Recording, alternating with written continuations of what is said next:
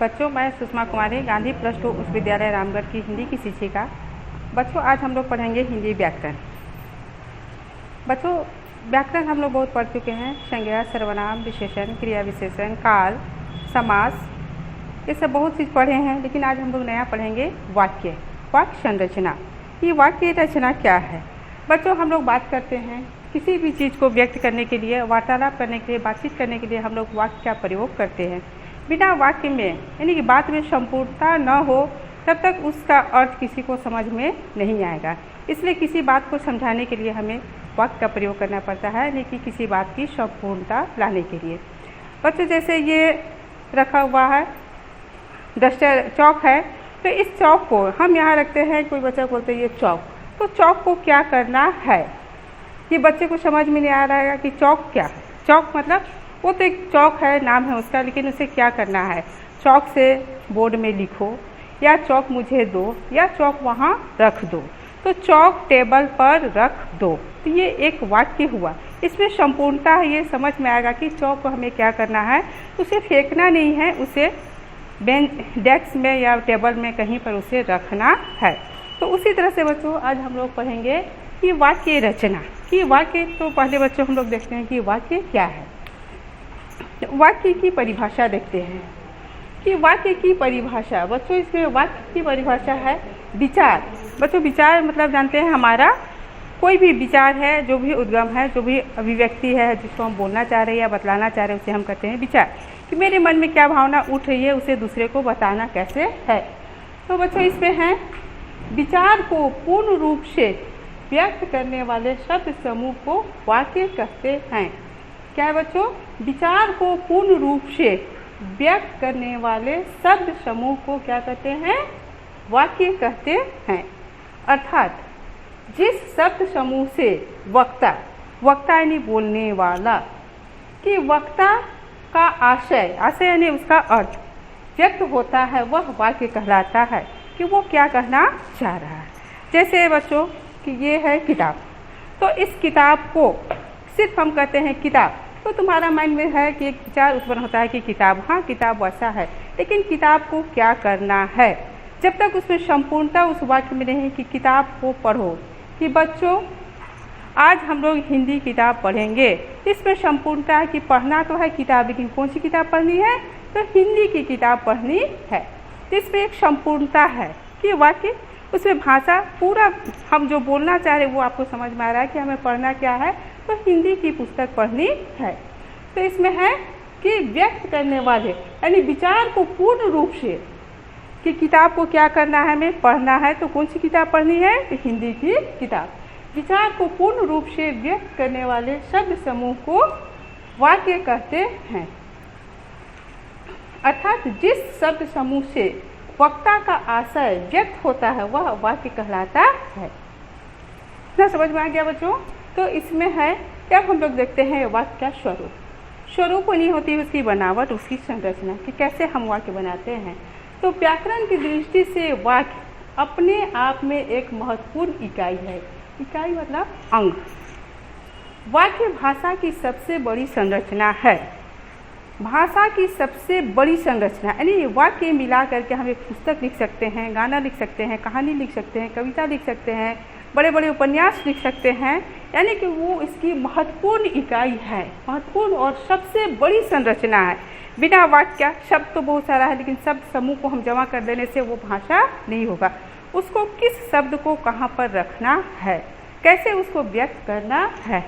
जैसे कलम, कलम लेकर आओ, तो इसमें शब्द समूह है, कलम है, लेकर है, आओ है। अगर इसमें कहते हैं लेकर, फिर हम थोड़ा देर बाद कहते हैं आओ, फिर कहते हैं कलम, तो इसमें समझ में क्या आएगा? कुछ नहीं आ रहा है। आम, फेंक नहीं, फिर थोड़ा देर में बोलते हैं खाओ। तो इस तरह से नहीं कि उसका सार्थक है कि उसे कौन सा शब्द को हम कहाँ रखेंगे। आम लेकर खाओ, इसमें समझ में आएगा कि हमें आम को लेकर के खाना है। तो वही है कि सबसे बड़ी संरचना है, जिसमें क्या हम कुछ भी पुस्तक है, उपन्यास है, किसी भी चीज़ की हम संरचना कर सकते हैं, निर्माण कर सकते हैं। तो बच्चों जैसे इसमें है, जैसे सीता किताब पढ़ रही है, तो इसमें शब्द है अलग अलग है, सीता है, किताब है, पढ़ है, रही है, बहुत बहुत चीज़ है। लेकिन इसे अगर हम यहाँ लिख देते हैं है, फिर यहाँ पढ़ते हैं पढ़, फिर हम यहाँ लिख देते हैं किताब,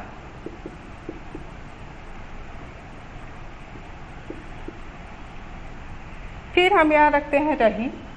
तो ये तो शब्द का समूह है बच्चों, लेकिन इसका कोई सार्थक अर्थ नहीं होगा, कोई सही से नहीं होगा कि क्या है, क्या हमें करना है। लेकिन ये है कि सीता किताब पढ़ रही है, तो इसमें हमें पूरा समझ में आ जाता है कि सीता क्या कर रही है, किताब पढ़ रही है। सीता नाच नहीं रही है, सीता गा नहीं रही है, सीता सो भी नहीं रही है। क्या हो रहा है, सीता किताब पढ़ रही है। ये है वाक्य की संरचना कि ये शब्द जो है इसको हम किस शब्द को कहाँ पर रखेंगे जिसमें कि उसका सही से अर्थ हमें समझ में आएगा। इसमें यह भी नहीं कि सीता किताब को फेंक दी, या सीता किताब को फाड़ रही है, या सीता किताब को जला रही है। इस वाक्य से क्या समझ में आ रहा है हमें कि सीता किताब पढ़ रही है। अब बच्चों हम लोग देखते हैं कि इस वाक्य में क्या है, कि वाक्य की रचना में क्या है, शब्दों का योग है। शब्द है, सीता है, किताब है, पढ़ है, रही है, अलग अलग शब्द है, लेकिन इसको योग यानी जोड़, क्या हुआ, जोड़ने से बना एक वाक्य। उसके बाद है कि वाक्य अपने आप में पूर्ण और स्वतंत्र होता है। पूर्ण यानी कि पूरा वो उसका अर्थ दे रहा है कि इस वाक्य से क्या समझ में आ रहा है कि सीता किताब पढ़ रही है। अब क्या है बच्चों, वाक्य किसी न किसी भाव या विचार को पूर्णतः प्रकट कर पाने में सक्षम होता है। कि वाक्य जो अपने आप में पूर्ण, इसी वाक्य में हम लोग देखते हैं सीता किताब पढ़ रही है, इसमें अपने आप में पूर्ण एक भाव या विचार जो है उसे पूरा प्रकट कर रहा है कि सीता क्या कर रही है, किताब पढ़ रही है। इतना हम लोग समझ गए बच्चों। अब हम लोग आगे देखते हैं कि वाक्य के अंग। अंग मतलब जानते हैं कि शरीर में भी बहुत सारा हाथ है, पैर है, तो उसी तरह से वाक्य भी है। जैसे इसमें है शब्द है, सीता है, किताब है, पढ़ रही है, उसी तरह से इसमें अलग अलग अंग है कि सीता है, क्या है, कर्ता है, क्रिया है, कर्म है। तो उसी तरह से है कि वाक्य के अंग कि कौन कौन शब्दों को मिलाने से वाक्य बनता है। इसमें हम लोग देखते हैं जिन अवयवों, अवयव मतलब होता है शब्द यानी कि घटक, जिन अवयवों को मिलाकर वाक्य की रचना होती है उन्हें वाक्य के अंग कहते हैं। कि क्या क्या चीज़ को मिलाने से वाक्य बनता है उसे कहते हैं वाक्य की अंग। बच्चों अब हम लोग देखते हैं कि संरचना यानी उसकी बनावट की दृष्टि से वाक्य के कितने अंग हैं, 2। पहला है उद्देश्य जिसको कर्ता होता है, दूसरा है विधेय जिसमें होता है क्रिया। उद्देश्य यानी कि कौन क्या कर रहा है, और विधेय है कि क्या हो रहा है। उद्देश्य वाक्य में जिसके बारे में कुछ कहा जाए उसे वाक्य का उद्देश्य कहते हैं। कि वाक्य में जिसके बारे में कुछ कहा जाए उसे वाक्य का उद्देश्य कहते हैं। और विधेय उद्देश्य के विषय में जो कुछ कहा जाए उसे विधेय कहते हैं। कि वाक्य के उद्देश्य के विषय में, उद्देश्य क्या है पहले देखते हैं। वाक्य में जिसके बारे में कुछ कहा जाए उसे उद्देश्य कहते हैं। और इसमें है कि उद्देश्य के विषय में जो कुछ भी कहा जाए उसे कहते हैं विधेय। उद्देश्य के 2 अंग हैं, पहले हम लोग देखें उद्देश्य और विधेय। जैसे इसमें उदाहरण देते हैं बच्चों, सुमन अध्यापिका है। क्या है, सुमन अध्यापिका। इससे समझ में आ रहा है कि सुमन अध्यापिका है यानी ये एक शिक्षिका है। सुमन कोई छात्रा नहीं है, या सुमन और कुछ काम नहीं कर रही है, बल्कि क्या है, वो एक अध्यापिका है। और जैसे बच्चों सीता क्या कर रही है, किताब पढ़ रही है। सीता सो नहीं रही है, सीता नाच नहीं रही है, सीता खेल नहीं रही है, सीता क्या कर रही है, किताब पढ़ रही है। इतना बच्चों, इतना तो समझ में आ गया कि वाक्य रचना और वाक्य का भेद क्या होता है। बच्चों अभी हम लोग देखें वाक्य भेद। वाक्य भेद में उद्देश्य और विधि है। ये तो वाक्य बनाने का तरीका था कि वाक्य हम कैसे बनाते हैं, लेकिन अब हम देखते हैं कि वाक्य के प्रकार, कि वाक्य को हम कितने प्रकार से व्यक्त करते हैं, तो उसको कहते हैं वाक्य भेद। तो वाक्य भी इसके भी दो प्रकार होते हैं। पहला है अर्थ के आधार पर और दूसरा है रचना के आधार पर। अर्थ के आधार पर अर्थात हम वाक्य के में जो चीज़ व्यक्त कर रहे हैं उसका अर्थ क्या है, कि हम उसमें क्या कहना चाह रहे हैं, कि उस वाक्य से हमें मतलब स्पष्ट क्या हो रहा है कि हम बतलाना क्या चाह रहे हैं। तो इसमें वाक्य के अर्थ के आधार पर वाक्य 8 भेद होते हैं। कितने भेद होते हैं? 8। अर्थ के आधार पर वाक्य के 8 भेद होते हैं। इसमें बच्चों पहला भेद है विधानवाचक वाक्य। विधान यानी कि उसको हम कैसे व्यक्त करते हैं, कि इसमें है विधानवाचक वाक्य है किसी वस्तु या व्यक्ति की स्थिति अथवा अवस्था, कि उसकी स्थिति या अवस्था का बोध कराने वाले वाक्य क्या कहलाते हैं? विधानवाचक वाक्य कहलाते हैं। कि उसकी स्थिति, बच्चों इसमें दो चीज़ है, स्थिति या अवस्था, तो वो कैसा है या वो कहाँ है, तो उसे कहते हैं विधानवाचक वाक्य। जैसे सूर्य पूर्व में उदय होता है, तो सूर्य कहाँ उदय होता है, उसमें उसकी स्थिति को बता रहा है कि सूर्य पूर्व में उदय होता है।